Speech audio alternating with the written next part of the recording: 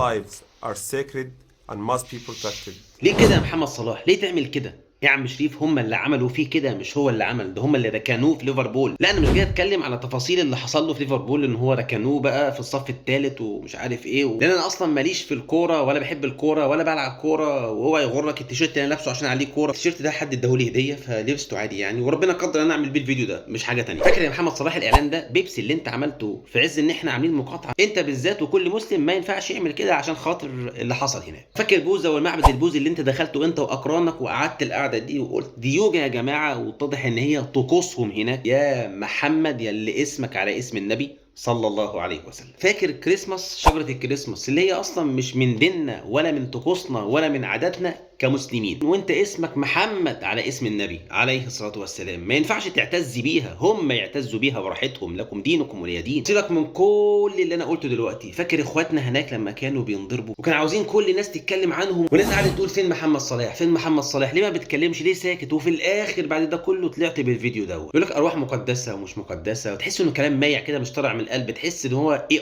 ما حدش يقول لي يا عم شريف جاي تتكلم في الكريسماس وبوزه وبيبسي، ما اي حد عادي يعني، ما كنا بنعمل كده. لا محمد صلاح والناس المشاهير مش عادي، ان كلامهم غير كلام اي حد تاني من البشر، فهم ليهم كلمتهم المسموعه، كلمه واحده منهم تقلب موازين كتيره لان بيتابعهم ملايين كتيره، فيبقوا في صفه فهيكونوا قدام الناس التانيين. انت فاهمني مين الناس التانيين؟ اضرب لك مثال صغير، تامر حسني المغني اللي انتوا عارفينه، ولو تاب دلوقتي ومسح كل الفيديوهات بتاعته والاغاني من على القناه والصفحه، تخيل الملايين كلهم دول هيعملوا ايه؟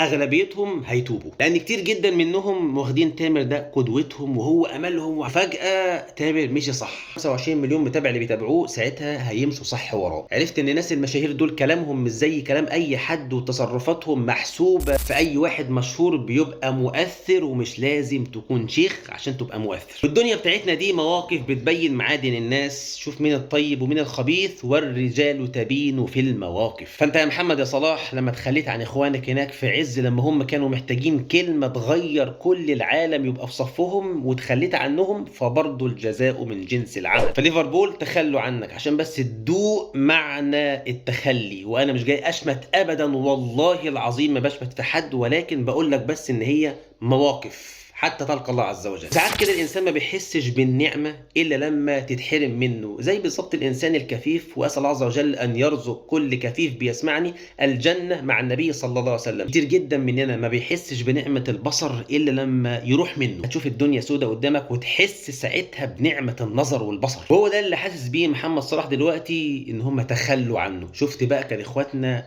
الناس كلها تخلت عنهم ازاي، شوف احساسهم كان عامل ازاي، مع فارق الاحساس طبعا وفرق الاحساس بتاع الكوره. التخلي الاكبر يوم القيامه، وده مش لمحمد صلاح بس، وانما لمحمد صلاح وليا ولكل واحد بيسمعني، انك تتخلى عن شرع ربنا وعن دين ربنا، وتتخلى عن حجابك، وتتخلى عن الصلاه اللي ربنا امرك بيها من فوق 7 سماوات، تتخلى عن سنه النبي صلى الله عليه وسلم وترميها ورا ظهرك، وعادي يعني، مش فارقه دي سنه مش فارقه دي فريضه يا عم، عادي عك وربك يفك. لما نسيت كل ده ورميت الدين ورا ظهرك وتخليت عن شرع ربنا وقدمت فلوسك ومشاريعك وشركاتك وعقاراتك، بقت هي عندك في المقام الاول، والدين مش مشكله، محجبه مش محجبه عادي مش مشكله، اصلي ما اصليش مش مشكله، امر بالمعروف عادي او انهى مش لازم، اظلم اكل حرام مش فارقه، اشرب سجاير شيشه مش فارقه عادي. فيوم القيامه يكون التخلي الاكبر من رب العالمين ليك وليا طبعا، لو انا قصرت زي ما انت قصرت. نسوا الله فنسيهم. شفت بقى ربنا ممكن ينساك ازاي؟ اي ينساك من رحمته يوم القيامه. ومن اعرض عن ذكري فان له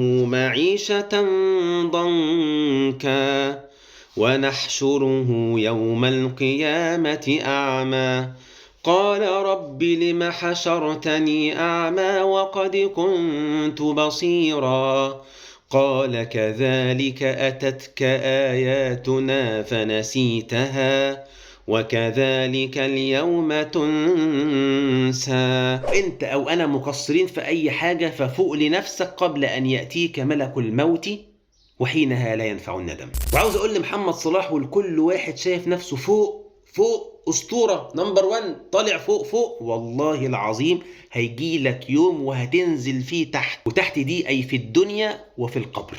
ما انت لازم تنزل في مقبرتك. هي دي الدنيا بتاعتنا، يوم ليك ويوم عليك، يوم فوق ويوم تحت، وتلك الايام نداولها بين الناس. وصدقني يا محمد يا صلاح ويا كل واحد مشهور وعنده ملايين المتابعين، والله العظيم هيجيلنا يوم وهنتنسي فيه. اسمك اللي بيتحط في وسائل الاعلام ما عادش هيتحط، اسمك اللي بيتحط على السوشيال ميديا ما عادش هيتحط، هيبقى خلاص منسي، يا دوبك يفتكروك بالرحمه. الكلام ده لو انت ليك بصمه طيبه في الدنيا هيفتكروك بالرحمه، لكن لو ليك بصمه خبيثه فن وقله ادب فهيبقى جرار سيئاتك وانت في قبرك. خلي بالك وحطها حلقه في ودنك، ربنا مش هيسالك انت لعبت في فريق ايه ولا جبت كام جون ولا شجعت منتخب ايه، ولكن هيسالك حتما عن دينك، عملت في ايه وامتثلت امري ولا لا، ولا قصرت وكبرت دماغك. وسواء كنت بتلعب كوره، كنت بتمثل، كنت بتغني، ففي سن معين هتوصلوا وهم هيتخلوا عنك، فتخلى عنهم معتز بدينك واعمل اللي ربنا امرك بيه حتى لو كان مخالف لهواهم، لانهم هيتخلوا عنك وينسوك زي ما يتخلوا عن اللي قبلك ونسيوهم. وهي كلمه واحده: عش ما شئت فانك ميت، واحبب من شئت فانك مفارقه،